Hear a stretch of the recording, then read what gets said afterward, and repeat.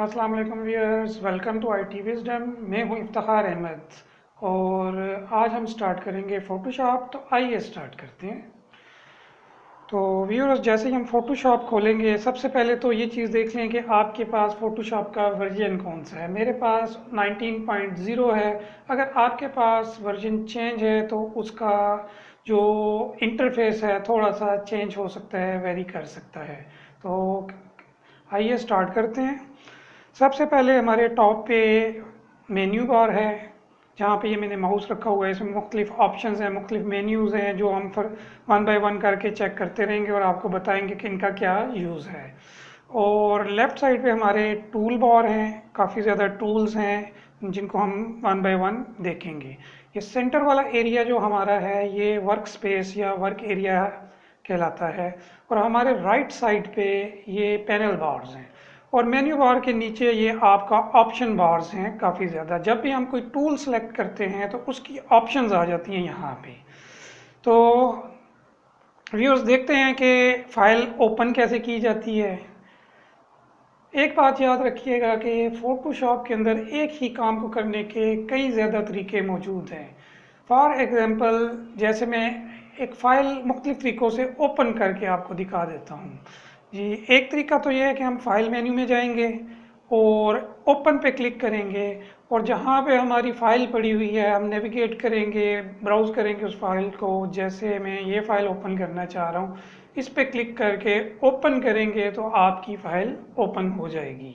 इसका दूसरा procedure file open करने का ये है कि आप अपने कीबोर्ड से कंट्रोल और ओ प्लस प्रेस करेंगे। Control plus O, control O. तो आप देखेंगे कि आपके पास ये डायलॉग बॉक्स खुल गया है। इसमें आप नेविगेट करें और अपनी फ़ाइल को क्लिक करके ओपन कर देंगे, तब भी आपकी फ़ाइल ओपन हो जाएगी। इसके अलावा व्यूअर्स, हमारे पास एक तीसरी ऑप्शन भी मौजूद है कि हमारे पास जो वर्क एरिया है, अगर हम इसके ऊपर डबल क्लिक करते हैं, माउस के लेफ़्ट क्लिक से डबल क्लिक करते हैं, तब भी हमारे पास ओपन डायलॉग बॉक्स आ जाता है। हम इसको सेलेक्ट करके ओपन प्रेस करेंगे तब भी ओपन हो जाएगी। और दूसरा भी है कि फाइल के ऊपर डबल क्लिक कर दें तब भी वो ओपन हो जाएगी। हमारे साइड जो लेफ्ट साइड पे टूल बार है, अगर आप इन पे गौर से देखेंगे तो कुछ टूल बार्स के नीचे छोटा सा एरो नज़र आ रहा है। जैसे ये, अगर हम इस एरो को क्लिक करेंगे तो इस टूल के फर्दर ऑप्शंस जो हैं ओपन हो जाएंगी। जैसे ये सिलेक्ट टूल है, इसके नीचे सिलेक्शन के टूल्स हैं, फिर रेक्टेंगुलर एप्स, और इसी तरह कोई भी टूल जिसके नीचे छोटा सा एरो मौजूद है, हम जब इस पे क्लिक करेंगे तो फर्दर ऑप्शंस आ जाएंगी। तो व्यूअर्स, अब हम देखेंगे कि नई फाइल कैसे क्रिएट की जाती है। हम इसको बंद करते हैं। अब नई फाइल क्रिएट करने के भी कई तरीके हैं। एक तरीका ये है कि आप फाइल मेनू में जाएंगे और न्यू के ऊपर क्लिक कर देंगे। जब आप न्यू के ऊपर क्लिक करते हैं तो आपके सामने कुछ ऑप्शंस आ सकती हैं इस तरह की। हो सकता है कि आपकी ऑप्शंस थोड़ी सी वेरी कर दें, वर्जन अगर आपका चेंज है तो। मेरे पास जो वर्जन है इस टाइम 19.0 एडोब फोटोशॉप सीसी 2018 है। यहाँ पे आपका विड्थ, पिक्सेल्स, हाइट और रेजोल्यूशन, कलर मोड और बैकग्राउंड वगैरह के ऑप्शंस हैं जो इसमें बहुत ज़रूरी ऑप्शंस हैं। मैं उनके बारे में आपको बताऊंगा।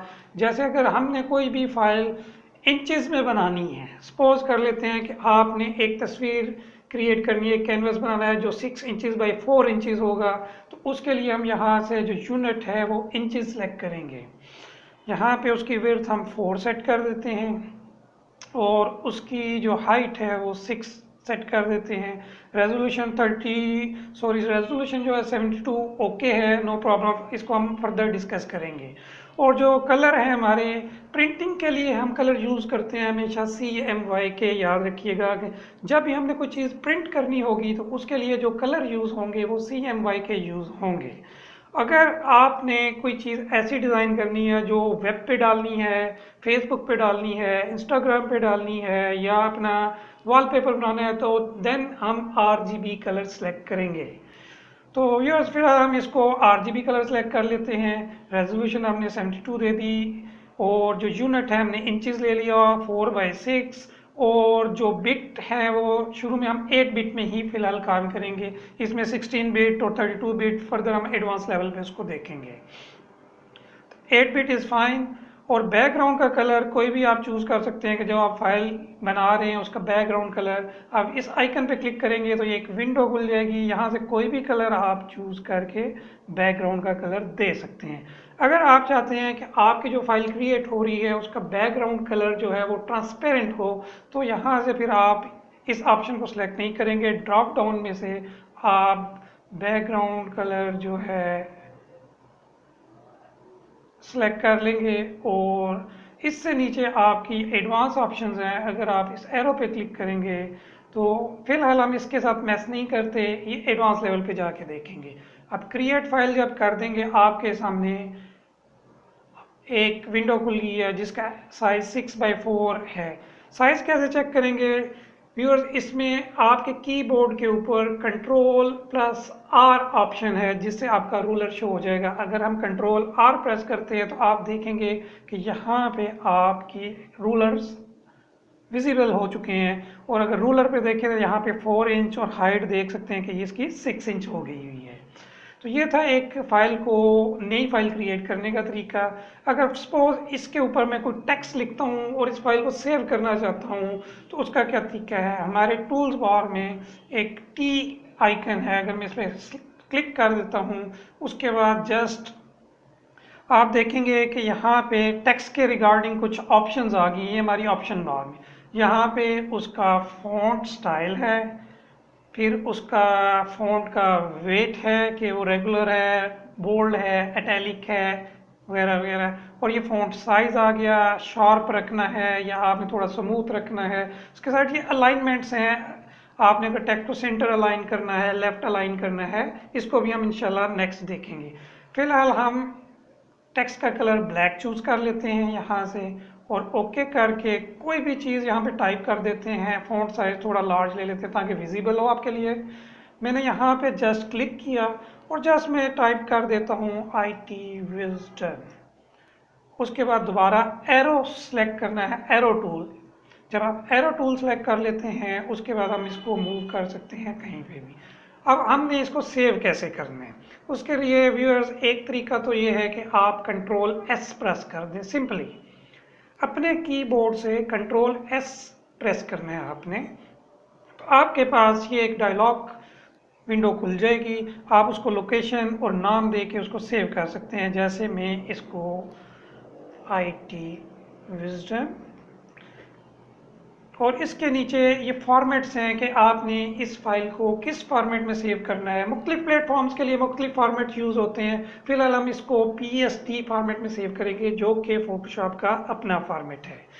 तो हमने यहाँ से PSD सेलेक्ट कर लिया और नाम इसका दे दिया, लोकेशन इसको डॉक्यूमेंट्स की बता दी और सेव कर दिया और ओके कर दें। व्यूअर्स हमारी फाइल सेव हो चुकी हुई है। दूसरा इसका प्रोसीजर ये था कि आप फाइल मेन्यू में जाएं और सेव के ऊपर क्लिक कर दें। क्योंकि ये फाइल सेव हो चुकी है इसलिए अभी ये डिसेबल है, अदरवाइज यहाँ से करते सेम वही डायलॉग बॉक्स खुल जाता और सेम प्रोसेस इसको आप सेव कर सकते थे।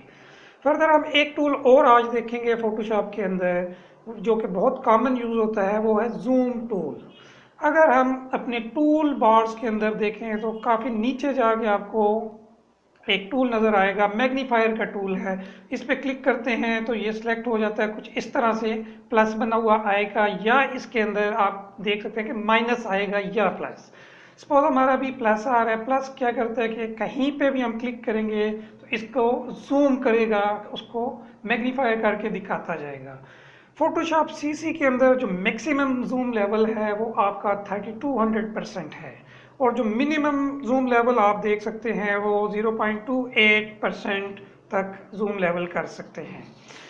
तो जूम के लिए जो कीबोर्ड की वो शॉर्ट की है वो आपका Z है। सिंपल Z प्रेस करेंगे तो आपका जूम टूल आ जाएगा और आपका मोस्ट कॉमन टूल जो सिलेक्ट टूल है उसकी शॉर्ट की है V। आपने जैसे कीबोर्ड से V सेलेक्ट किया तो आपका ये वाला टूल ऑटोमेटिकली सिलेक्ट हो गया। आप देख सकते हैं कि ये एरो शेप में आ जाता है आपके पास। जब आप जूम टूल सेलेक्ट करते हैं, चाहे आप टूल बार सेलेक्ट करें या Z प्रेस कर दें, तो यहाँ पे कुछ ऑप्शंस आ जाएंगी आपके पास। आप ऑप्शन बार में देख सकते हैं कि आपके पास मुख्तलिफ ऑप्शंस आई हुई हैं। सपोज हम करते हैं 100% के ऊपर क्लिक, तो ये आपको 100% व्यू दिखाएगा। उसके साथ है फिट स्क्रीन। फिट स्क्रीन क्या करता है कि आप जब इसके ऊपर क्लिक करते हैं वो हाइट में फिट कर देता है स्क्रीन के ऊपर आपको। इसके बाद एक ऑप्शन है फिल स्क्रीन। फिल स्क्रीन भी आपका क्या करेगा कि विड्थ में उसको ये कंप्लीट फिट कर देगा ऑटोमेटिकली जूम लेवल लेके। जूम लेवल कितने परसेंट हुआ है वो देखने के लिए अगर आप अपने सॉफ्टवेयर के बॉटम में देखेंगे, ये है जी स्टेटस बार के ये यहाँ पे मैंने माउस रखा है, यहाँ पे आपको जूम लेवल नज़र आ रहा है। इस टाइम ये ऑलमोस्ट 346% हुआ है। उसके अलावा जूम करने का तरीका ये है कि अगर आपने जूम टूल सेलेक्ट किया हुआ है तो आप अपने इमेज या फाइल के ऊपर राइट क्लिक करेंगे और फिट टू स्क्रीन कर सकते हैं। आप राइट क्लिक करके 100% जूम कर सकते हैं, 200% कर सकते हैं, इवन के राइट क्लिक करके जूम इन कर सकते हैं। जितनी दफ़ा भी जूम इन करते जाएंगे वो जूम होता जाएगा और जूम आउट से दोबारा ये जूम दूर होता जाएगा, जूम आउट होता जाएगा। इसके अलावा आप देख रहे होंगे कि यहाँ एक ऑप्शन है स्क्रबी जूम। जब मैं माउस के इसी जगह पे क्लिक करके लेफ्ट क्लिक करके ड्रैग करता हूँ तो आप देखें कि जूम राइट साइड पे ड्रैग करूंगा तो जूम इन होगा, लेफ्ट साइड पे क्लिक ड्रैग करने से जूम आउट हो जाएगा। अगर मैं स्क्रबी जूम का टिक खत्म कर देता हूँ ऑप्शन बाहर से, तो जब मैं माउस को ड्रैग करूंगा तो देखें ये इस तरह का सिलेक्शन बनाएगा। जितने एरिया का ये सिलेक्शन बनाएगा इतने एरिया को जूम कर देगा लाइक दिस। और जूम ऑल विंडोज और रीसाइज विंडोज ये थोड़ा सा एडवांस लेवल पे जब मल्टीपल डॉक्यूमेंट में काम करेंगे तो मैं आपको बताऊंगा। और अगर आप टूल बार्स के नीचे देखेंगे तो 3 छोटे छोटे डॉट्स नजर आएंगे। ये टूल बार को कस्टमाइज करने के लिए हम यूज़ कर सकते हैं। अगर हम चाह रहे हैं कि हमारे टूल बार में कम टूल शो हों तो हम इस पर क्लिक करके एडिट कर सकते हैं इसको। आप देखेंगे कि मैंने जब इस पर क्लिक किया और एडिट टूल बार की ऑप्शन आ गई। एडिट टूल बार पे जब आपने क्लिक किया तो एक फर्दर विंडो खुली है जिसमें मुख्तलिफ ऑप्शन हैं जो कि मैं आगे जाके आपको इसके बारे में बताऊंगा। तो व्यूअर्स आज के लिए इतना ही बहुत। तो व्यूअर्स हमारे चैनल को सब्सक्राइब करना और बेल के आइकन को दबाना ना भूलिएगा ताकि आपको मिलती रहे नई से नई वीडियोस। नई वीडियो तक के लिए मुझे दीजिए इजाज़त। अल्लाह हाफिज़।